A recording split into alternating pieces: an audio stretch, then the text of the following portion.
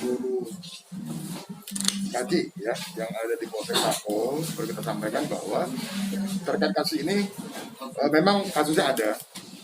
Kemudian karena di tingkat polsek itu tidak ada unit PPA, unit perlindungan perempuan dan anak, sehingga oleh Polsek Sako dinaikkan ke Polrestabes. Ya.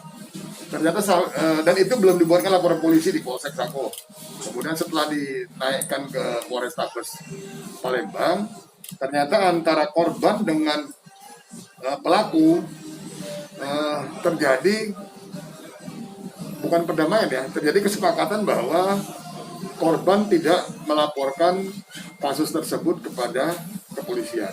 Nah ini sehingga akhirnya di tingkat Polres mereka membuat surat perdamaian, surat kesepakatan bahwa korban tidak membuatkan laporan polisi, sehingga pada saat itu korban kita tersangka tidak kita amankan dan kita kembalikan. Kenapa? Karena tadi tidak ada lapor polisi.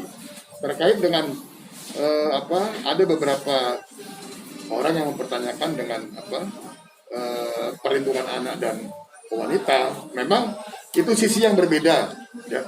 Kalau dari aspek hukum, ya kita akan memproses manakala ada berkas perkaranya. Nah sekarang kalau korbannya sendiri tidak melaporkan, bagaimana kita bisa periksa, bagaimana kita buat BAP, sementara untuk pemberkasan kan dibutuhkan itu tadi. Nah sehingga mungkin dari aspek lain, dari perlindungan anak dan wanita mungkin merasa kenapa tidak perlu, ya kita disampaikan kalau kita dari aspek hukum kan harus jelas dia. Kalau memang dia tersangka ya kita buat berita acara. Kalau dia korban ya kita buat berita acara. Karena apa? Untuk memajukan berkas perkara ke kejaksaan kan harus dilengkapi dengan berita acara. Bang, meningkatnya kasus pencabulan anak terhadap orang terdekat ini gimana? Nah, memang betul rekan-rekan sekalian. Kenapa? Karena ini memang peluang yang paling besar. Kenapa saya katakan peluang? Orang tidak percaya kalau misalnya orang yang terdekat melakukan kejahatan tadi, karena mungkin dia merasa orang tuanya nggak percaya tidak curiga dia. Masa kalau sama gurunya atau sama pamannya dilepas, ya pasti dilepas. Orang tua tidak percaya atau tidak merasa curiga kalau misalnya orang terdekat tadi justru akan melakukan kejahatan.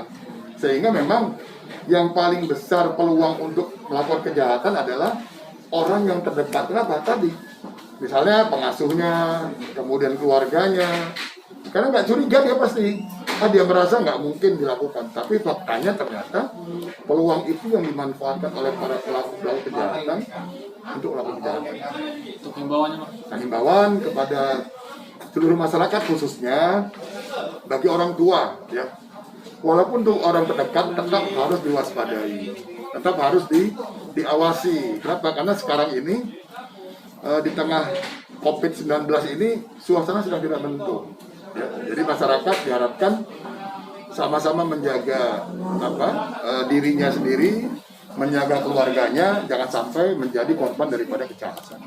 Sanksi hukum buat pelaku tentang percabulan dikenakan pasal berapa? Kan ada dua, bisa dikenakan terkait dengan perlindungan anak di undang-undang perlindungan anak kalau memang di bawah umur.